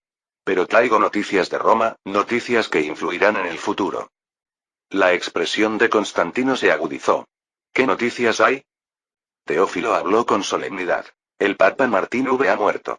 Falleció repentinamente en febrero. George, de pie cerca, se santiguó. Una pérdida para la cristiandad. ¿Han nombrado un sucesor? Así es, confirmó Teófilo. El cónclave eligió al cardenal Condulmer, veneciano, en marzo. Ha adoptado el nombre de Eugenio IV. Se dice que ya ha hecho promesas a los cardenales, comprometiéndose a compartir los ingresos de la Iglesia y a consultarles sobre asuntos importantes. Constantino se recostó en su silla, asimilando la noticia. Martín fue un papa pragmático. Su muerte podría complicar las cosas. ¿Sabemos cuál es la postura de Eugenio sobre la unión? Teófilo negó con la cabeza. Es demasiado pronto para saberlo, pero se le describe como devoto y ambicioso. Se habla de tensiones que ya se están gestando entre él y la familia Colonna, quienes eran leales a Martín. Se acordó una tregua, pero Roma siempre está inquieta. Constantino intercambió una mirada con Jorge. La unión es vital si queremos resistir a los otomanos. Si Eugenio flaquea, nuestros esfuerzos se verán truncados. George asintió. Tendremos que vigilar esto de cerca, déspota. El liderazgo de Eugenio podría determinar si Occidente sigue siendo un aliado o un lastre. Constantino se puso de pie, con expresión resuelta. Por ahora, nos reconstruimos y nos preparamos. El camino hacia la unificación es largo, pero no podemos permitir que la desunión nos paralice. Esperemos que Eugenio comprenda lo que está en juego. Teófilo hizo una reverencia. Glarencha está a tu disposición, déspota. Te proporcionaremos todo lo que necesites para asegurar nuestra supervivencia. Constantino puso una mano sobre el hombro de su primo. Necesitaremos todas nuestras fuerzas. Los otomanos se acercan, y Teodoro espera su momento. Pero mientras permanezcamos unidos, resistiremos. Nota del autor. Al investigar las fortificaciones y la topografía de Mistra, se hizo evidente que desplegar cañones dada la inclinación de la puerta de hierro e intentar usar zapadores eran estrategias ineficaces debido al terreno rocoso. Las empinadas laderas y las formidables defensas de la ciudad alta hacían prácticamente imposible socavar las murallas. Estas fortificaciones estaban notablemente bien diseñadas, específicamente para contrarrestar tales tácticas. La sólida construcción y la disposición estratégica de la ciudad la convertían en una fortaleza casi impenetrable. No es de extrañar que Mistra tuviera tal reputación de resiliencia. Al visualizar un escenario de asedio, se hizo evidente que para Constantino continuar sería equivalente a un suicidio. Al crear mi historia, me esfuerzo por basarme en fuentes históricas auténticas, evitando la tentación de alterar los acontecimientos solo por el bien de la trama. La autenticidad es clave para fundamentar la narrativa en el realismo. Capítulo 34. La corte del sultán Murad II era un ejemplo de grandeza y orden. Alfombras ricamente tejidas, en tonos carmesí y dorado, se extendían por los suelos de mármol, reflejando la luz parpadeante de las lámparas de araña de latón que colgaban de los techos abovedados. El aroma a agua de rosas flotaba en el aire, mezclándose con el tenue humo del incienso. Cortesanos y funcionarios se reunían en pequeños grupos a lo largo de los muros. Sus susurros apagados delataban una energía nerviosa. Al fondo del salón se alzaba el trono del sultán, una obra maestra de ébano y marfil con incrustaciones de nácar. Murad II entró con paso pausado. Su túnica índigo, adornada con medialunas doradas, reflejaba la luz. Tras él caminaba Alil Pasha, su gran visir, cuya mirada penetrante observaba la sala con habitual escrutinio. Murad ascendió al trono con gracia experta, acomodándose en su alto respaldo. Ajustó la cimitarra a su costado, una espada ceremonial adornada con esmeraldas antes de alzar la mano para ordenar silencio. Comencemos, dijo con voz tranquila pero con el peso de una orden. Alil Pasha dio un paso al frente, con la cabeza ligeramente inclinada en señal de deferencia. Mi sultán, llegan noticias de Roma. El cónclave ha elegido un nuevo papa. Eugenio IV, veneciano. Un murmullo recorrió la corte al mencionar Venecia. La expresión de Murad se ensombreció. ¿Un papa veneciano? La fortuna sonríe extrañamente a los latinos. ¿Traerá consigo las ambiciones de su ciudad al trono de San Pedro? Venecia no se ha olvidado de Tesalónica, respondió Alil con cautela. Aunque hicieron la paz con nosotros, su orgullo aún sangra. Un veneciano en el trono papal podría convertirse en un grito de guerra para nuestros enemigos en Occidente. Murad se inclinó hacia adelante, tamborileando con los dedos en el reposabrazos de su trono. ¿Qué sabemos de ese Eugene? Poco, mi sultán, aunque su ascenso fue rápido. Se rumorea que prometió la mitad de los ingresos de la Iglesia a sus cardenales, asegurándose su lealtad antes de su elección. Su coronación se celebró con una gran ceremonia, pero ya se rumorea que unirá a las potencias occidentales. Cruzadas, alianzas. Estas podrían ser sus herramientas. El sultán frunció el ceño. Los latinos se aferran a la ilusión de que pueden deshacer lo que se ha forjado. Que construyan sus cruzadas y alianzas. Las murallas de Tesalónica ahora ostentan nuestra media luna. Alil inclinó la cabeza. En efecto, mi sultán. El tratado con Venecia sigue en pie por ahora. Reconocieron formalmente nuestro dominio sobre Tesalónica el año pasado, pero sus comerciantes aún permanecen en nuestros puertos. Su paciencia es escasa, aunque sus arcas están llenas. Otro asesor, un gobernador provincial con túnica verde esmeralda, dio un paso al frente. Mi sultán, con todo respeto, un papa veneciano podría ejercer poder tanto espiritual como material. Podría unir a los reyes occidentales como otros no lo han hecho. Murad lo silenció con una mano alzada. Que lo intente. Incluso la alianza más fuerte flaquea bajo el peso de la desconfianza. Vigilaremos, pero Occidente es ruido. Nada más por ahora. La corte del sultán Murad II bullía de tensión y conversaciones. Tras debatir la reciente elección de Eugenio IV, murmullos de preocupación llenaron la sala. Murad II, sentado en su ornamentado trono de ébano, levantó una mano para acallar los susurros. Ya basta de Occidente, dijo con firmeza, y su voz grave resonó por toda la sala. Sus juegos son tediosos. Centrémonos en asuntos internos. ¿Qué tal le va al nuevo Sanjak de Albania? Alil Pasha dio un paso al frente, con expresión serena pero cautelosa. Mi sultán, la reestructuración avanza, pero existen desafíos. El sistema de timar ha reemplazado a gran parte de la antigua nobleza. La mayoría de los timars están ahora en manos de nuestros sipáis anatolios. El resto, en zonas más remotas, se ha concedido a sipáis albaneses locales, tanto cristianos como musulmanes. Murad asintió lentamente. ¿Y qué hay de la resistencia? Estos cambios no les sientan bien a las familias antiguas. En efecto, mi sultán, respondió Alil. Muchos miembros de la antigua nobleza están irritados por la pérdida de poder. El catastro, necesario para nuestros ingresos, ha tensado aún más las relaciones. Algunos campesinos, reacios a registrarse y a afrontar un aumento de impuestos, han huido a las montañas. Otros, influenciados por sus señores, que insinúan rebelión. Se dice que las zonas rurales aún no están completamente bajo nuestro control. Una sombra cruzó el rostro de Murad. ¿Se atreven a desafiar el poder de nuestro imperio? Las montañas no ofrecen refugio. Las mismas piedras traicionarán a quienes se nos opongan. Alil bajó la cabeza. La mayoría de los campesinos se han sometido, mi sultán, pero parte de la nobleza sigue siendo una preocupación. Aún albergan sueños de poder, a pesar de que sus tierras ahora sirven a los sipáis. Un conflicto armado no está descartado, aunque aislado por ahora. Otro asesor, un bey canoso con una cicatriz en la mejilla, dio un paso al frente. Los nuevos impuestos, mi sultán, dijo con voz áspera pero respetuosa. Abruman mucho al pueblo. Estas cargas despiertan resentimiento. La expresión de Murad permaneció impasible, aunque entrecerró ligeramente los ojos. Deben entender que la sumisión al Estado otomano exige sacrificio. Alil inclinó la cabeza. Por supuesto, mi sultán. Sin embargo, debemos actuar con cautela. Puede que los nobles estén débiles ahora, pero la desesperación podría unirlos con los campesinos. Una llama, si no se controla, puede convertirse en un incendio. Murad se recostó en su trono, tamborileando rítmicamente con los dedos contra el reposabrazos. Entonces nos aseguraremos de que la llama se apague antes de que arda. Incrementaremos las patrullas en las montañas. Aseguraremos que los sipáis sean firmes pero justos. Quienes se sometan a la media luna prosperarán.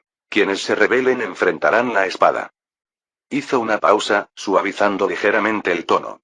El Sanjak de Albania es un eslabón vital en nuestro dominio. No son los campesinos albaneses ni siquiera sus señores los que me preocupan, sino los venecianos y su intromisión. Su papa puede ser nuevo, pero sus ambiciones son antiguas. No olvidemos que sus ojos codiciosos acechan cerca de nuestras fronteras. La corte asintió en señal de acuerdo. El peso de las palabras de Murad cayó sobre ellos como una pesada capa. Antes de que pudieran decir más, las pesadas puertas del fondo de la cámara se abrieron con un crujido. Un heraldo entró, su voz resonando por la sala. Mi sultán, ha llegado un mensajero con noticias urgentes de Morea. Turán Bey ha regresado. Una oleada de curiosidad se extendió por la cámara. Turán Bey era conocido por sus rápidas victorias y su implacable eficacia. Sin embargo, su regreso parecía prematuro. Murad frunció el ceño levemente. Llámalo, ordenó, con un deje de disgusto en la voz. El heraldo hizo una reverencia y se marchó. La corte bullía de especulaciones, conjeturas susurradas e intercambios silenciosos llenaban el aire. La mirada de Murad recorrió la sala con un rostro indescifrable. Turán regresa de Morea, dijo, con la voz entrecortada por la charla. Veamos qué noticias trae de Constantino y sus planes. La corte volvió a guardar silencio mientras esperaban la llegada del general. Momentos después, las puertas se abrieron de nuevo. Turán Bey entró en la cámara, con la armadura aún manchada por la mugre del viaje, la capa rasgada en los bordes y su andar delataba una cojera. Se dirigió al centro del patio, arrodillándose ante el sultán. Murad lo observó un momento, con expresión impasible. Levántate, Turán, ordenó. Habla. ¿Qué te trae de vuelta de Morea tan rápido? Mi sultán, comenzó Turán con voz ronca. Traigo graves noticias de Morea. La sala pareció contener la respiración. Turán se enderezó, aunque el peso del fracaso le tiraba de los hombros. Constantino se ha fortalecido, mucho más de lo previsto.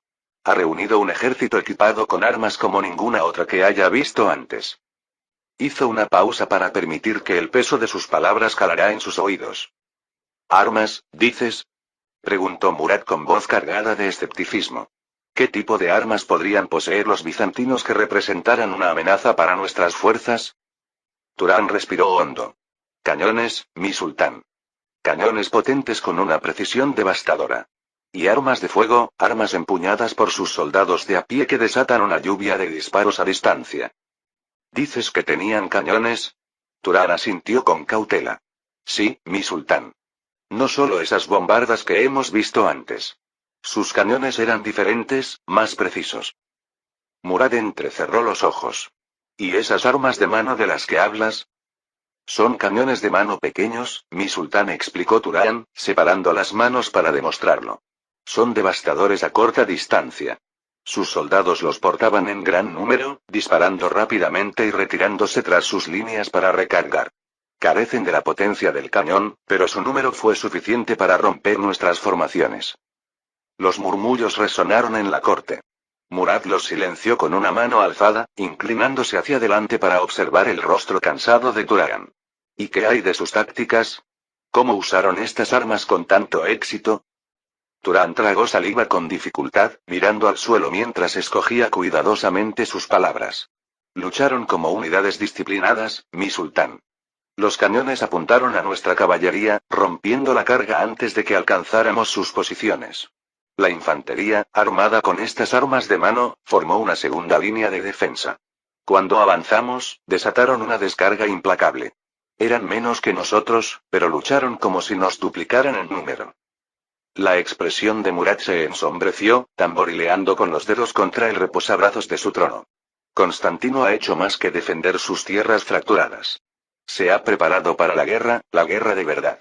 Semejante disciplina e innovación no son el sello distintivo de un hombre desesperado, sino de un gobernante que se atreve a soñar más allá de sus posibilidades. Alil Pasha dio un paso al frente con voz cautelosa. Mi sultán, si los bizantinos adquirieron tales armas y aprendieron a usarlas, entonces deben tener una fuente.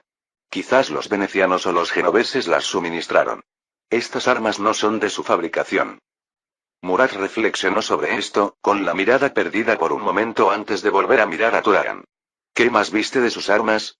¿Eran forjas bizantinas o sospechas que hay manos extranjeras detrás de esto? No pude determinar su origen, mi sultán, admitió Turán con la voz cargada de frustración. Pero es probable que fueran importadas. Los bizantinos han dependido durante mucho tiempo del comercio veneciano, y estas armas están fuera de su alcance para fabricarlas sin ayuda. Murad se levantó de su trono, con una figura imponente al comenzar a pasearse. Los cortesanos observaban en tenso silencio, con la cabeza gacha. Hizo un gesto hacia Lil. Debemos saber más. Envía espías a Morea. Que descubran el origen de estas armas. Alil hizo una profunda reverencia. Así se hará, mi sultán. Murad hizo una pausa, observando el mapa de Morea desplegado sobre una mesa cercana. Sus dedos recorrieron la escarpada costa y la marcada línea defensiva de la muralla Examilión. Es demasiado tarde para una campaña en condiciones, reflexionó en voz alta. El otoño llegará demasiado pronto para reunir las fuerzas que necesito. Pero la próxima primavera, se volvió hacia la corte, alzando la voz con convicción. La próxima primavera, marcharemos. Constantino y sus cañones se enfrentarán a todo el poder del ejército otomano. No solo someteremos a Morea, sino que aniquilaremos su resistencia. Alil hizo una reverencia. Como ordene, mi sultán. ¿Consideramos también Constantinopla como objetivo? Su capital sigue siendo una espina clavada. No respondió Murad con rapidez. Un asedio a Constantinopla vaciaría nuestras arcas y a nuestros hombres, dejando a los Balcanes vulnerables. Que Constantino disfrute de su pequeña victoria. El año que viene, lo aplastaremos en su guarida. Turán hizo una profunda reverencia, con voz firme a pesar del peso de su vergüenza. Me redimiré, mi sultán. Aprenderé de este fracaso. Murad lo observó un momento con expresión inescrutable. Tendrás la oportunidad, Turán Bey. Hasta entonces, supervisarás el reconocimiento de Morea. Conoce su terreno, sus aldeas, sus defensas. Te redimirás brindándonos las claves para su derrota. Turán hizo una profunda reverencia, con un alivio palpable. Así se hará, mi sultán. Murad despidió a la corte con un gesto de la mano, pero se quedó junto al mapa mientras la sala se vaciaba. Sus dedos se cernían sobre la escarpada costa de Morea, con la mente envuelta en un frío cálculo. Constantino, murmuró para sí. Has ganado tiempo, pero el tiempo solo afila mi espada. Al cerrarse las pesadas puertas con un golpe sordo, la cámara se sumió en el silencio. El tenue crepitar de las lámparas de aceite y el persistente aroma a incienso eran todo lo que quedaba. Capítulo 35. La primera luz del amanecer se filtraba por las estrechas ventanas de la habitación privada de Constantino, proyectando suaves vetas doradas sobre las austeras paredes de piedra. A su lado, la respiración regular de María ofrecía un raro bálsamo para sus nervios desgarrados. Durante noches enteras, su presencia había sido su tranquilo refugio contra la implacable tormenta de obligaciones que lo agobiaban. La observó dormir, con su cabello oscuro desparramado sobre la almohada y una leve arruga aún visible en su frente. Había algo en su porte, incluso en reposo, que le provocaba una punzada agridulce en el pecho. El recuerdo de Emil y su suave risa, sus miradas cálidas, una vida sin la guerra surgió sin ser invitado. María no se parecía en nada a ella, y sin embargo, en momentos como este, el eco era innegable. Se movió ligeramente, con cuidado de no despertarla. La cama crujió levemente, un sonido ahogado por el silencio de la habitación. Pero entonces, un grito rompió el silencio. No. María se incorporó de golpe, con la voz ronca por el terror, aferrándose a la manta como si pudiera protegerla de horrores invisibles. Constantino se incorporó al instante, con el corazón latiéndole con fuerza. María, dijo en voz baja, con voz firme a pesar de la alarma. Es un sueño. Solo un sueño. Estás a salvo. Sus ojos, abiertos como platos, recorrieron la habitación, sin verlo al principio, antes de fijarse en él. Un jadeo escapó de sus labios y se estremeció, llevándose los dedos temblorosos a la cara. Lo siento, susurró con la voz entrecortada. No quería despertarte. No tienes por qué disculparte, dijo, apartándole un mechón húmedo de pelo de la frente. Las pesadillas son muy duras. ¿Quieres contarme qué viste? Dudó, con los dedos retorciéndose en la manta. Siempre es lo mismo, murmuró con voz hueca.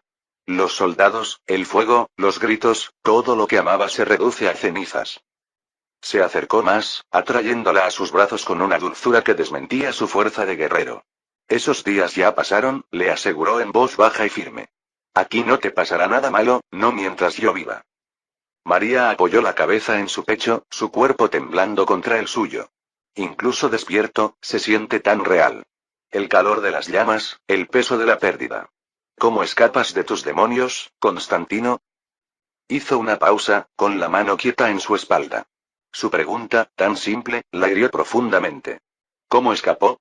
Los recuerdos de sus propias batallas estaban entretejidos en su ser. No escapo de ellos, dijo al fin, en voz baja.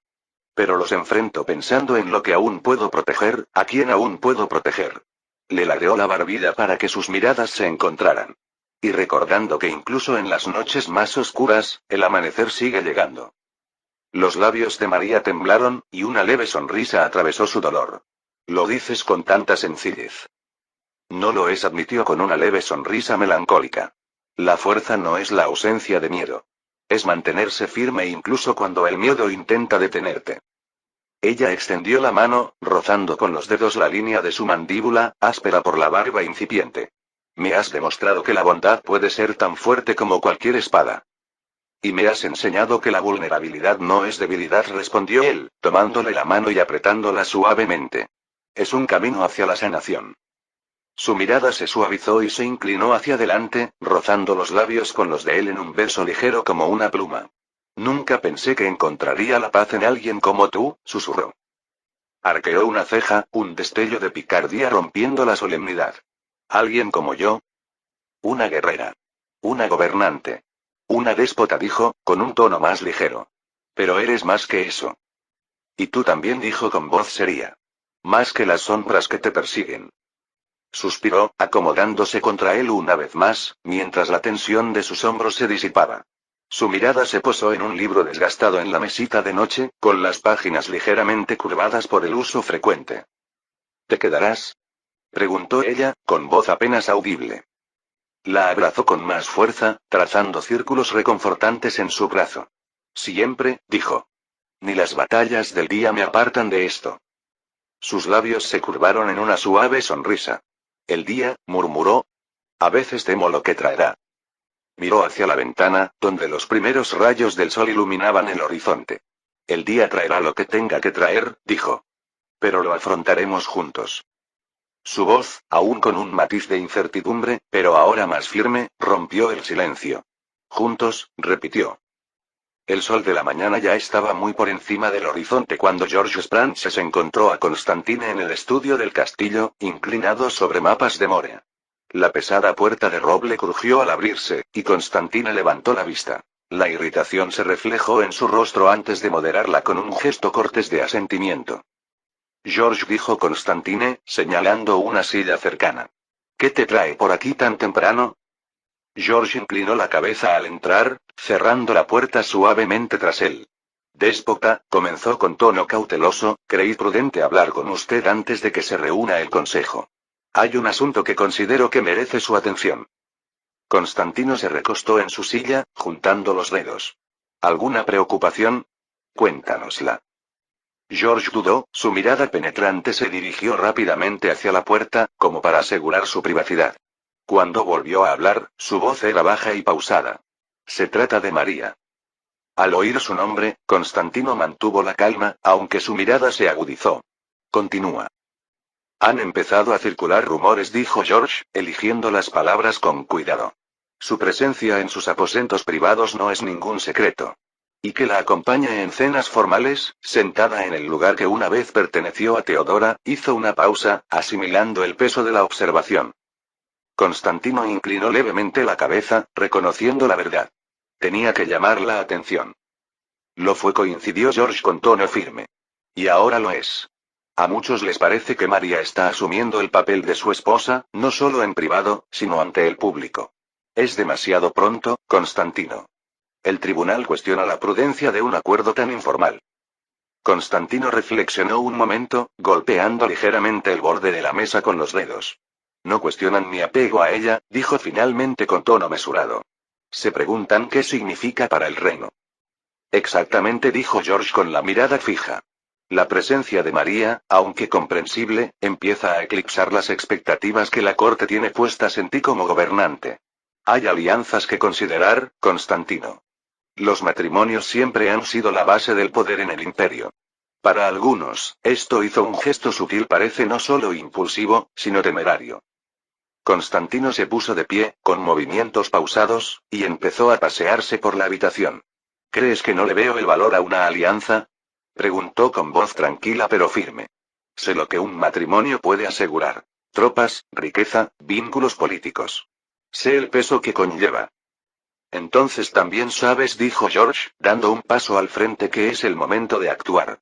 Una unión con una casa real, especialmente con una con poder e influencia, podría fortalecer tu posición aquí en Moria y más allá. ¿Y María?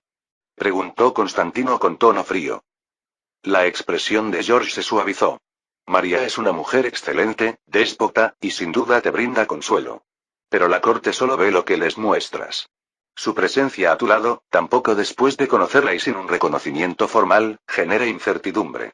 Si solo fuera una acompañante privada, la corte podría aceptarla, aunque a regañadientes. Pero la presentas como algo más, y eso genera descontento. Los labios de Constantino se apretaron en una fina línea al volverse hacia la mesa, con la mirada fija en el mapa de Moria. ¿Crees que actúe impulsivamente?, dijo, más una afirmación que una pregunta. Creo que te dejas guiar por el corazón, donde la razón debe gobernar, dijo George con dulzura. María no tiene sangre noble, ni vínculos que fortalezcan tu posición. Y la corte la ve sentada a tu mesa, luciendo vestidos más elegantes que los de muchas nobles, como si ya fuera tu igual. Hizo una pausa y suavizó aún más el tono. No se trata de lo que ella significa para ti, Constantino. Se trata de lo que representa para ellos. Durante un largo instante, Constantino no dijo nada. Luego habló con voz mesurada. No descarto tu consejo, George. Sé que la corte siempre está atenta y sé lo que esperan. Una unión con una casa poderosa podría traer aliados a nuestro bando. Levantó la vista con ojos penetrantes. Pero no confundas comprensión con aceptación. No me casaré solo por política, ni dejaré a María de lado como un peón en un juego de alianzas. George inclinó levemente la cabeza. Y no te lo recomiendo. Pero ten cuidado, Constantino. Si quieres tenerla cerca, hazlo con discreción. Que sea tu refugio, no tu perdición. ¿Y si tomara otra esposa? Preguntó Constantino con tono contemplativo. George dudó, percibiendo el cambio de humor de Constantine. Si eliges con sabiduría, dijo con cautela, podría fortalecer tu posición sin disminuir el papel de María en tu vida. No sería algo sin precedentes. Constantino asintió, con la mirada perdida mientras sus pensamientos se agitaban. Puedes retirarte, George, dijo finalmente. La puerta se cerró suavemente tras su asesor, y Constantine se apoyó pesadamente en la mesa, con las manos apoyadas en ella. Observó los mapas que tenía delante. Las fronteras de sus territorios se difuminaban mientras su mente se dirigía a María. Su tacto, su risa. Sabía que George tenía razón. Una alianza matrimonial podría ser un paso decisivo. Pero la idea de empequeñecer a María ante la corte, de reducirla a una sombra en su vida, le parecía una traición. El sol de la mañana se filtraba a través de las altas ventanas arqueadas de la Cámara del Consejo en el castillo de Clermont, llenando la sala de luz dorada y suaves sombras. Constantino estaba sentado a la cabecera de la larga mesa de madera, con expresión serena pero impregnada de una calidez inusual. El ambiente era radiante. Aunque el asedio de Mistra terminó en frustración, Constantino logró mantener su posición frente a los otomanos. Esta victoria consolidó su control sobre la mayor parte de Morea, directamente o a través de aliados leales, un nivel de unidad que la región no había visto en décadas. Ofreció un atisbo de esperanza para el futuro del imperio. Constantino se reclinó ligeramente en su silla, observando los rostros de su consejo. Teófilo Dragas, supervisor de la compañía Morea, fue el primero en hablar, con un tono firme pero con un dejo de orgullo. Déspota, me complace informar que las imprentas adicionales han superado las expectativas. Se están produciendo cantidades récord de Biblias en latín y griego, junto con los diálogos de Platón y los salterios en latín y griego. La demanda sigue creciendo, pero podemos afirmar con seguridad que nuestra producción ahora puede satisfacer cualquier demanda. Murmullos de aprobación resonaron en la sala. Constantino inclinó la cabeza. Excelente trabajo, Teófilo. Antes de que Teófilo pudiera recostarse, Petros, el pragmático financista del consejo, se inclinó hacia adelante, juntando los dedos. Debo añadir, mi déspota, que este éxito se refleja en nuestra tesorería. Gracias al auge del comercio y a la editorial, vamos camino de superar la meta de 30.000 ducados de oro en ganancias para finales de este mes. La sala se quedó en silencio, el peso de la figura se posó sobre ellos. Incluso Pletón se permitió una leve sonrisa ante la noticia.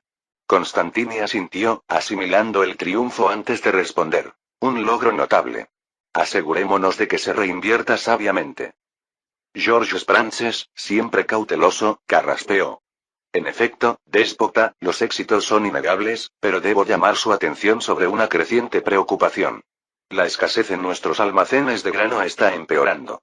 La constante afluencia de personas a Glarencha está presionando nuestros suministros. Incluso con los nuevos molinos de agua y arados, debemos importar grano del extranjero para evitar la hambruna. Constantino frunció el ceño, pensando ya en posibles soluciones. Petros, empieza a buscar cómo conseguir grano de proveedores fiables. Petros asintió con expresión pensativa. Por supuesto, déspota. Los genoveses parecen ser nuestra mejor opción por ahora. Sin embargo, hay otro problema apremiante. Nuestro puerto. El volumen actual de comercio ha superado su capacidad. Si queremos mantener este impulso, la expansión es esencial. Constantino se enderezó en su silla, sopesando las implicaciones. Prepara un presupuesto, Petros. Necesito una comprensión clara de los costos, la mano de obra necesaria y el plazo de la obra. Además, investiga dónde podemos encontrar un arquitecto cualificado, quizás de Constantinopla o incluso de Venecia si es necesario. Este puerto es crucial para nuestro futuro y debe ampliarse adecuadamente. Un astillero adecuado también será una adición necesaria. Sí, déspota, respondió Petros. Comenzaré los preparativos de inmediato. La conversación giró naturalmente hacia la amenaza constante que representaban los otomanos y el estado de las reparaciones de la muralla examiliana. Tras un extenso análisis de informes e inteligencia, el Consejo acordó que era improbable que Murat reuniera su fuerza principal para una campaña en Morea tan tarde en la temporada. Era principios de verano, y las dificultades logísticas para organizar una gran fuerza de invasión antes del invierno hacían improbable tal intento. Si no recibimos ningún informe preocupante para finales de agosto, concluyó Constantino, podemos estar razonablemente seguros de que este año transcurrirá sin una gran ofensiva otomana. Sin embargo, no podemos permitirnos la complacencia. El muro Examilión es nuestra primera defensa, y sus fortificaciones deben seguir siendo una prioridad. Cuanto más lo fortalezcamos, mejor preparados estaremos para lo que venga el próximo año. La conversación se centró entonces en la amenaza interna que representaba Teodoro. Jorge mencionó la pequeña fortaleza recién construida en Caritena, situada estratégicamente en medio de Morea. Este nuevo fuerte, dijo George, nos avisará con antelación de cualquier movimiento que pueda realizar Theodore. Su posición nos permite vigilar sus fuerzas y asegurar la región si actúa contra nosotros. Dicho esto, parece muy improbable que se arriesgue a iniciar hostilidades abiertas en este momento. Su posición ya es bastante precaria. Constantino asintió. Permaneceremos vigilantes, pero estoy de acuerdo. Teodoro no se arriesgará a una confrontación directa. Es débil y tiene fuerzas limitadas. Aún así, el fuerte de Caritena nos da seguridad. Nos da una ventaja crucial para mantener el orden en la Morea central. Poco después, la conversación giró en torno al nuevo papa. Pletón se aclaró la garganta y se inclinó ligeramente hacia adelante. Mi déspota, como usted sabe, el Papa Martín V ha fallecido, y su sucesor, el Papa Eugenio IV, está consolidando su autoridad. Besarión ya ha iniciado los contactos en nuestro nombre y ha comenzado a sentar las bases para futuras conversaciones. En su carta desde Roma, informa que el nuevo Papa ha expresado interés en nuestra propuesta de un acuerdo comercial para el libro. Esto podría representar una oportunidad no solo para impulsar los lazos económicos, sino también para obtener apoyo para la unión entre las iglesias. Constantino asintió, tamborileando ligeramente con los dedos sobre la mesa. Entonces, es hora de que yo mismo haga el viaje. El Papa tendrá que ver que somos serios en nuestros esfuerzos, no solo por la unión, sino por asegurar la supervivencia del imperio. La negociación directa podría rendir beneficios mucho más allá de los simples manuscritos. La expresión de Pletón cambió, volviéndose más contemplativa. El viaje a Roma será crucial, dijo. Pero hay otra oportunidad que debemos considerar antes de embarcar. Se enderezó, con la mirada fija en Constantino. Recientemente recibí una carta de un viejo conocido, Estidianos, un sacerdote de Zante. Nos conocimos bien durante mis primeros años en Mistra. Escribe sobre la creciente agitación en la isla. El obispo católico domina a una población predominantemente ortodoxa, y la gente se inquieta bajo su autoridad. Con la guerra entre Toco y Memnoni asolando la región, Zante está prácticamente en manos de cualquiera. El dominio de Toco prácticamente se ha derrumbado más allá de su bastión en Arta. En la isla, solo queda una pequeña guardia de las tropas de Toco, apenas suficiente para mantener el territorio si actuamos con rapidez. Si actuamos ahora, podríamos establecer nuestra influencia allí antes de que Venecia intervenga. Pletón hizo una pausa, con la mirada fija en Constantino.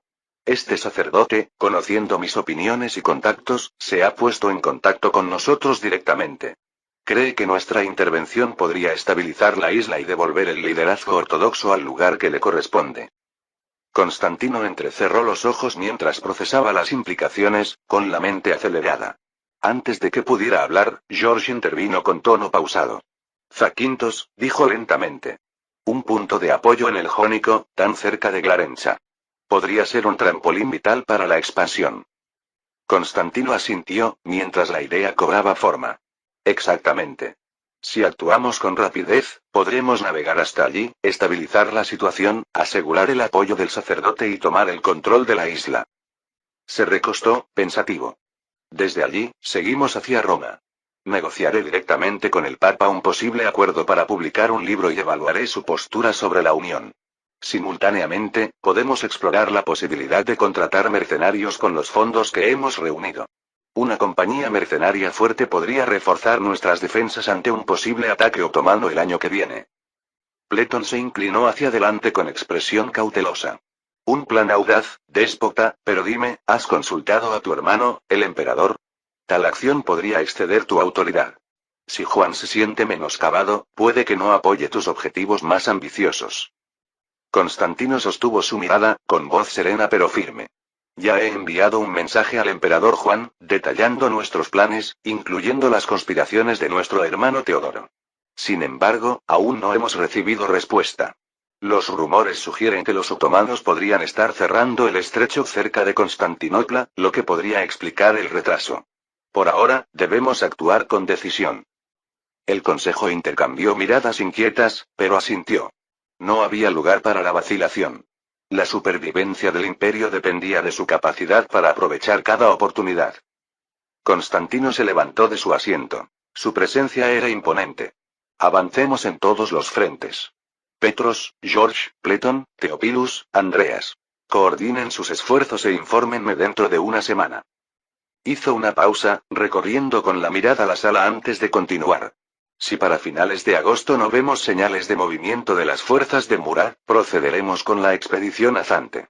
Desde allí, navegaremos a Roma para finalizar nuestras negociaciones con el Papa. El tiempo apremia, así que asegúrense de que todos los preparativos estén listos. Fin del capítulo 35.